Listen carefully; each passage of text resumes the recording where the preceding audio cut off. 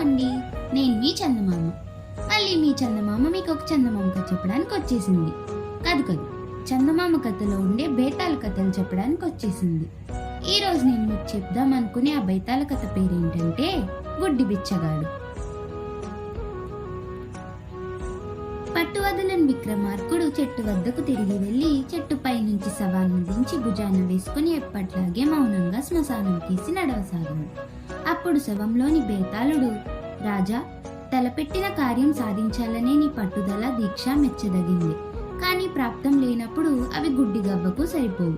అజాగ్రత్త వల్లనో లోకజ్ఞానం వల్లనో మనిషి తనకు లభించిన వాటిని చేజేతులా జారవిడుస్తాడు. ఇందుకు ఉదాహరణగా నీకొక గుడ్డి బిచ్చగాడు కథ చెబుతాను, శ్రమ తెలియకుండా విను అంటూ ఇలా చెప్పసాగాడు. సారథి అనే కుర్రవాడికి తల్లిదండ్రులు చిన్నతనంలోనే పోగా తాత అతన్ని పెంచి పెద్ద చేశాడు. తాత మురిపెం కారణంగా వాడికి చదువు సంధ్యలేమీ అబ్బలేదు. ఊళ్ళో అల్లరి చిల్లరిగా తిరిగే పిల్లలతో కలిసి తనకు 16 ఏడు వచ్చే వరకు ఏ పని కూడా నేర్చుకోకుండా కాలం వెళ్ళబుచ్చాడు. అంతలో వాడి తాత మరణించడం జరిగింది. ఆనాటి వరకు సారథికి తిండి తిప్పలకు బాధ లేదు. తాత పోగానే వాడికి బతుకు సమస్య ఎదురయ్యింది. ఊళ్ళో కూలీ నాలి పనులకు కూడా ఎవ్వరూ పిలవకపోయేసరికి వాడు ఊరు వదిలి 2 రోజుల తర్వాత మరొక ఊరు చేరాడు. అక్కడ వాడికి ఎవరు పని ఇవ్వలేదు. రోజంతా నీళ్లతోనే కడుపు నింపుకొని రాత్రికి ఒక ఇంటి అరుగు మీద పడుకొని నిద్రపోసాగాడు. హఠాత్తుగా ఒక రాత్రి వేళ వాడికి దబీమన్న శబ్దంతో పాటు ఎవరో మూలగడం వినిపించి నిద్రాభంగమైంది. వాడు చప్పున లేచి వీధి వారగా ఒక మనిషి పడి ఉండడం చూసి చేతులు పట్టుకుని లేవనెత్తాడు. అతను ఒక గుడ్డి బిచ్చగాడు. గుడ్డి బిచ్చగాడు సారథి భుజం మీద చేయి వేసి, బాబు, పొరుగురి జాతరలో అడుక్కొని తిరిగి వస్తున్నాను. నన్ను ఈ వీధి చివర ఉన్న చింత చెట్టు దగ్గరికి చేరవేస్తే నీ మేలు మరువను. కాలు కాస్త బెనికినట్టుగా ఉన్నది అన్నాడు. సారథి బిచ్చగాడికి చేయి ఆసరాగా ఇచ్చి చింత చెట్టు కిందకి తీసుకుపోయాడు. అక్కడ బిచ్చగాడు సారథిని అడిగి సంగతి తెలుసుకొని, బాబు, నాకు దారి చూపిస్తూ నాతో పాటు ఇక్కడే ఉండిపో. దొరికిన దానితో కలో గంజో తాగుదామన్నాడు. ఏ పని దొరక్క ఆకలితో నకనకలాడిపోతున్న సారథి అందుకు ఒప్పుకున్నాడు. ఆ రోజు నుంచి ముసలి బిచ్చగాడితో పాటు వాడికి ఆ చింత చెట్టు నీడ నివాస స్థానమైంది. సారథి గుడ్డి బిచ్చగాడిని తీసుకుపోయి గుడి దగ్గర రద్దీగా జనం తిరిగే ఇతర ప్రదేశాల్లో కూర్చోబెట్టి తాను కొంచెం పెడగా కూర్చునేవాడు. దొరికిన డబ్బులతో కడుపు నింపుకొని ఇద్దరు రాత్రి చింత చెట్టు కింద పడుకునేవాళ్ళు. ఒకరోజు మంచి ఎండవేళ గుడి మెట్ల దగ్గర కూర్చోబెట్టిన గుడ్డివాడు తాపానికి తట్టుకోలేక నిద్రపోయాడు. ఆ సమయంలో విలువైన దుస్తులు ధరించిన ఒక 50 ఏళ్ల వ్యక్తి గుడ్డివాణ్ణి సమీపించి వాడి భిక్ష పాత్రలో చిన్న మూట జారవిడిచి వెనుదిరిగాడు. అంత దూరంలో కూర్చొని చూస్తున్న సారథికి చాలా ఆకలిగా ఉన్నది. ఆ ధనికుడు పాత్రలో తినే పదార్థాలు ఏమైనా వేసి ఉంటాడనుకుని వాడు మూట విప్పి చూసి ఆశ్చర్యపోయాడు. అందులో చాలా బంగారు కాసులు ఉన్నవి. ధనికుడు ఏదో పొరపాటు వల్ల పాత్రలో వాటిని వేసి ఉంటాడనుకొని సారథి వేగంగా అతన్ని సమీపించి, మా తాత భిక్ష పాత్రలో వీటిని పొరపాటుగా పడవేశారేమో అంటూ మూటని ఇవ్వబోయాడు. ధనికుడు నవ్వుతూ సారథి కేసి చూసి, నువ్వా ముసలాడి మనవడివా? మరీ మంచిది.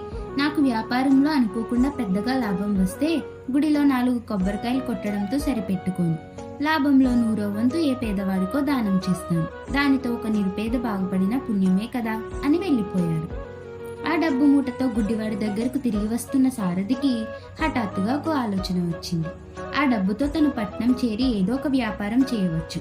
దాత ఉద్దేశం ఒక పేదవాడి బతుకు బాగుపడడు. అది తనే ఎందుకు కాకూడదు? ఇలా అనుకొని సారథి ఆ ఊరు వదిలి పట్నం వెళ్ళిపోయాడు.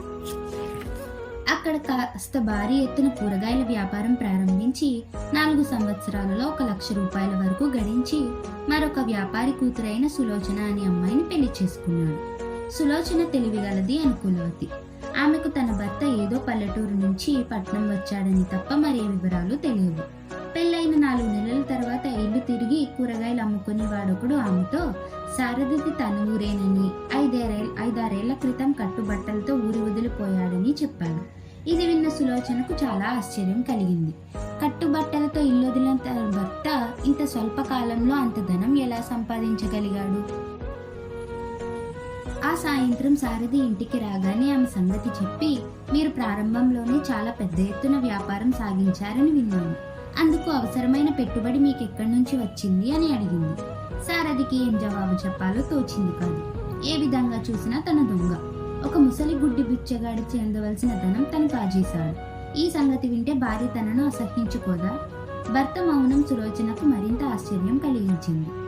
ఆమె 1-2 సార్లు ప్రశ్నించాక సారథి, ఆ పెట్టుబడి పాపపు సొమ్ము, వివరాలు అడక్కు అన్నాడు బాధగా.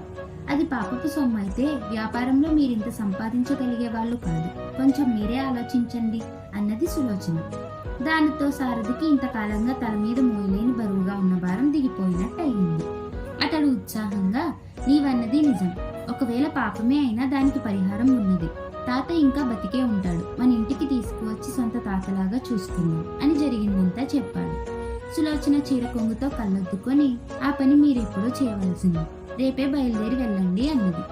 మర్నాడు తీరా బయలుదేరే సమయానికి ఆ భార్యాభర్తలకు ఒక అనుమానం వచ్చింది. గుడ్డి తాత రానంటే ఏం చెయ్యాలి?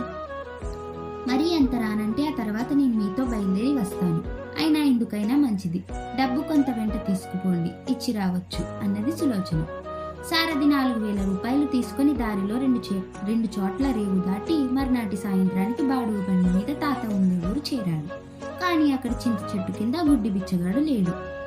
అతను అక్కడ కనిపించిన వాళ్ళను అడగ్గా వాళ్ళు బిచ్చగాడు 1 ఏడాదిగా ఊరి చివర ఉన్న శివాలయం ఆవరణలో ఉంటున్నట్టు చెప్పారు. సారథి అక్కడికి వెళ్ళాడు. ఆ సరికి చీకటి పడుతున్నది. ధ్వజస్తంభం దగ్గర చుట్ట కాలస్తున్న ఒకరిని అడిగితే వాడు గుడ్డివాడు పూజారి ఇంటికి వెళ్ళాడని, కొద్దిసేపట్లో తిరిగి వచ్చి మండపంలో పడుకుంటాడని చెప్పాడు. సారథి పూజారి ఇంటికి వెళ్దామనుకున్నాడు. కానీ రోజంతా మబ్బులు పట్టి ఉన్న ఆకాశం భయంకరంగా ఉరుముతూ పెద్ద వర్షం ప్రారంభమై అంతటా చీకటి కమ్ముకున్నది. సారథి చేసేది లేక మండపంలోకి పోయి ఒక మూలగా కూర్చున్నాడు. అయితే ప్రయాణ బడలికతో వెంటనే అతడికి నిద్ర పట్టింది. కొంతసేపటి తర్వాత అతడికి తల మీద బలంగా కర్ర దెబ్బ తగలడంతో చప్పున మెలకువ వచ్చింది. అంతకుముందు ధ్వజస్తంభం దగ్గర అతడితో మాట్లాడిన వాడు దుస్తుల్లో దాచిన 4,000 రూపాయల మూట తీసుకుని పారిపోతున్నాడు. తగిలిన దెబ్బకు స్పృహ కోల్పోతున్న సారథి వాణ్ణి వెంబడించలేకపోయాడు. సూర్యోదయం అవుతుండగా సారథికి స్పృహ తెలిసింది. గుడ్డి బిచ్చగాడు పక్కనే కూర్చొని ఉన్నాడు. ఇంకా 4-5 మనుషులు చుట్టూ గుమిగూడి ఉన్నారు. తాత, నీకోసమే వచ్చాను అన్నాడు సారథి తల తడివి చూసుకుంటూ. వెంటనే గుడ్డు బిచ్చగాడు, నువ్వు సారథివి కదా అంటూ ఆశ్చర్యపోయి, బాబు ఇప్పుడు ఎక్కడుంటున్నావు, ఏం చేస్తున్నావు అని అడిగాడు. ఆ ప్రశ్న వింటూనే చుట్టూ చేరిన వాళ్ళు వీడెవడో గుడ్డి బిచ్చగాడి బంధువు అనుకుంటూ అక్కడి నుంచి వెళ్ళిపోయాడు. అప్పుడు సారథి బిచ్చగాడికి జరిగిందంతా చెప్పి, తాత, నన్ను స్వార్థపరుడు, దొంగ అని అసహించుకోకు, నా భార్య కూడా నిన్ను తీసుకురమ్మన్నది, ఈ ముసలితనంలో మా ఇంట నీకు సుఖంగా జరిగిపోతుంది అని ఒక క్షణం ఆగి, ఆ దొంగ ఎవడో గాని నీకోసమని తెచ్చిన డబ్బుతో పాటు తిరుగు ప్రయాణానికని అందులో దాచినది కూడా ఎత్తుకుపోయాడు అన్నాడు. గుడ్డి తాత సారథి తల నిమురుతూ, ఇంకా నయం, ఆ దొంగ నీ తల పగిలేంత గట్టిగా కొట్టలేదు, పెద్ద బొప్పి మాత్రం కట్టింది. ఒక మాట, మనిషికి రాసి పెట్టలేనిది ఎంత ప్రయత్నించినా ప్రాప్తం కాదు. ఆ రోజు నా పాత్రలో ఎవడో ధనికుడు వేసిన డబ్బు నాకు రాసి పెట్టలేదు కనుకే నీకు ప్రాప్తించి దానితో నువ్వింతవాడివయ్యావు. నువ్వు నా కోసం తెచ్చిన డబ్బు నాకు ప్రాప్తం లేదు కనుకే మరొకడి పరం అయ్యింది. సరే, నేను రానంటున్నందుకు ఏమనుకోకు, మిగిలిన్న కొద్ది కాలాన్ని ఇక్కడే గడిపేదలిచాను అన్నాడు నెమ్మదిగా. సారథి ఎంతో దిగులుగా, తాత, ఈ సంగతి నా భార్యకు చెబితే ఆమె స్వయంగా నీకోసం బయలుదేరి వస్తుంది, నా మాట కాదనుకు అన్నాడు. గుడ్డివాడు కాసేపు ఆలోచిస్తూ ఊరుకొని, అయితే ఒక పని చేయి, నేను నువ్వు తెచ్చిన డబ్బంతా తీసుకోవడమే కాక లోగడ జరిగిన దానికి నేను దొంగగా నానా మాటలు అన్నానని ఆమెతో చెప్పు. దానితో నీ భార్యకు నా మీద అసహ్యం కలుగుతుంది. ఇది నువ్వు నాకు చేయగలిగే ఒకే ఒక్క ఉపకారం అన్నాడు. ఆ జవాబుతో గుడ్డివాడు తన వెంట రాడని, ఇంకా బ్రతిమాలి ప్రయోజనం లేదని సారథి గ్రహించాడు. అతడి మనసు విలవిల్లాడింది. సారథి గుడ్డివాడి 2 చేతులు పట్టుకొని, సరే, నీ ఇష్టం తాత, ఉన్నంతలో ఆరోగ్యం జాగ్రత్తగా చూసుకో, మళ్ళీ ఒకసారి వచ్చి కనపడతాను అని బయలుదేరాడు. అతడు అలా 2 అడుగులు వేయగానే గుడ్డి బిచ్చగాడు అతన్ని పిలిచి, తెచ్చిన డబ్బంతా దొంగల పాలయ్యింది, ప్రయాణం ఖర్చుల మాటేమిటి, ఎవరిని యాచించవలసిన పని లేదు, ఇది దగ్గర ఉంచు అని ఒక చిన్న సంచి అతడి చేతికిచ్చాడు. ఆ సంచిలో 10 రూపాయలు కొంత చిల్లర ఉన్నది. సారథి కళ్ళల్లో నీళ్లు తిరిగినాయి. తను లక్షాధికారి అయినా పరిస్థితులు అనుకూలించక ఒక గుడ్డి బిచ్చగాడి నుంచి దానం పట్టవలసి వచ్చింది. అతడు బిచ్చగాడికి మనసులోనే కృతజ్ఞత చెప్పుకొని అక్కడి నుంచి బయలుదేరాడు. బేతాళుడు ఈ కథ చెప్పి, రాజా, సారథి కోరినట్టు గుడ్డి బిచ్చగాడు అతడి వెంట వెళ్ళి ఉంటే ముసలితనం ఏ చీకు చింత లేకుండా హాయిగా గడిచిపోయేది. కానీ వాడు వెళ్ళ నిరాకరించాడు. అందుకు కారణం వాడికి సుఖపడే రాత ప్రాప్తం లేకపోవడమా, లేక మరేదేమైనా కారణమా? ఈ సందేహానికి సమాధానం తెలిసి కూడా చెప్పకపోయావో నీ తల పగిలిపోతుంది అన్నాడు. దానికి విక్రమార్కుడు, ఇక్కడ రాత ప్రాప్తం అన్న వాటికి ఆస్కారమే లేదు. గుడ్డి బిచ్చగాడు సారథిని నమ్మించేందుకు ఆ పదాలు వాడాడు. అసలు వాడి మనసులో ఉన్నదేమిటంటే తాను పుట్టు గుడ్డివాడే కాక దురదృష్టవంతుడన్న నమ్మకం. అందువల్లనే తనకు దక్కవలసిన డబ్బుతో సారథి దూరంగా పోయి ధనవంతుడై సుఖపడుతున్నాడు. అతడు తన కోసం నన్ను తెచ్చిన డబ్బు దొంగ ఎత్తుకుపోయాడు.